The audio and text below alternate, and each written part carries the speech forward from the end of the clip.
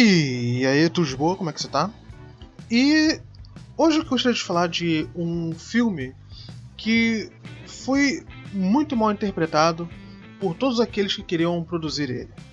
Tanto o diretor, quanto o produtor, quanto até mesmo o roteirista. Eles não faziam a mínima ideia do que eles estavam nas mãos. E esse filme ele foi mal feito da mesma forma que você tenta traduzir de uma língua que você não entende. Essas pessoas elas não tinham a menor ideia do que o cerne principal do livro queria falar, e eles simplesmente interpretaram qualquer coisa a partir de, eu diria que, os sumários do livro.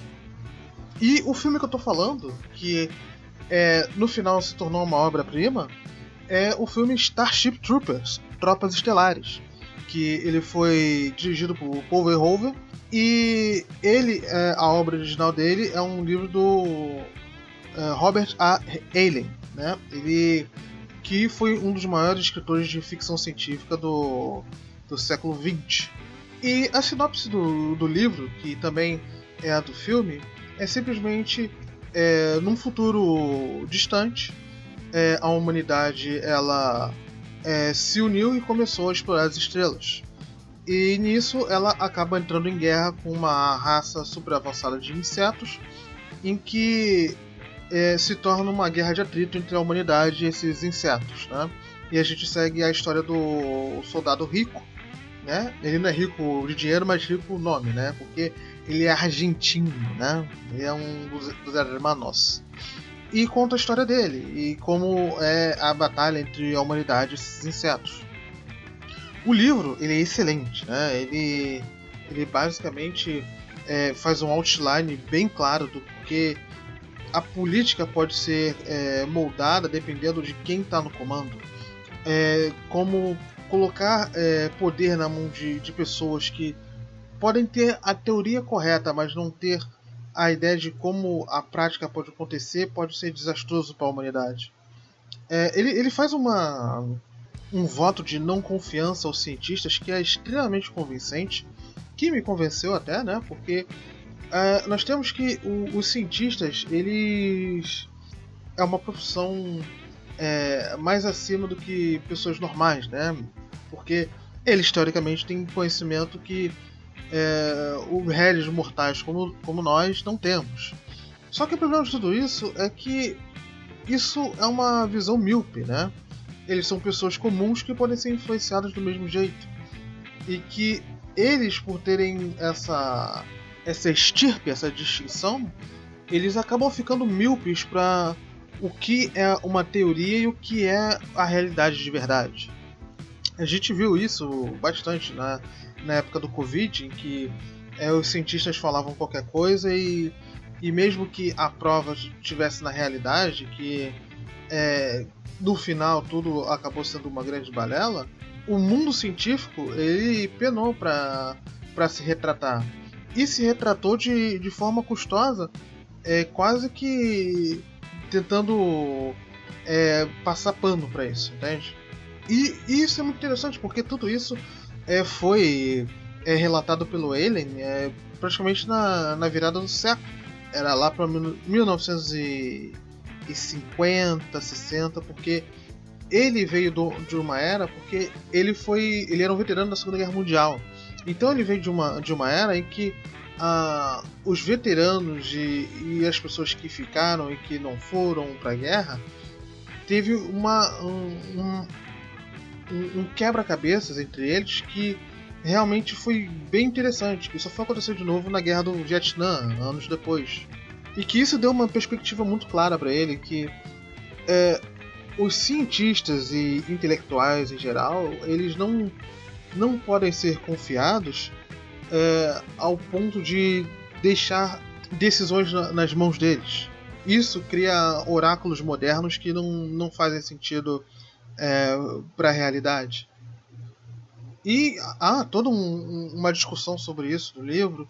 Também tem a discussão com relação ao militarismo, de como uma sociedade hipermilitarizada e em guerra ela funcionaria, e funcionaria até mesmo bem, já que a Terra já já tinha passado do nível de escassez, agora a gente estaria em exploração espacial. Minto, exploração não, expansão espacial, porque a gente não está explorando mais os planetas, a gente está expandindo o Império Humano Galáctico, que é muito maneiro. Que no filme, tudo isso foi apenas traduzido para fascismo, né? Tudo era uma alegoria para o fascismo.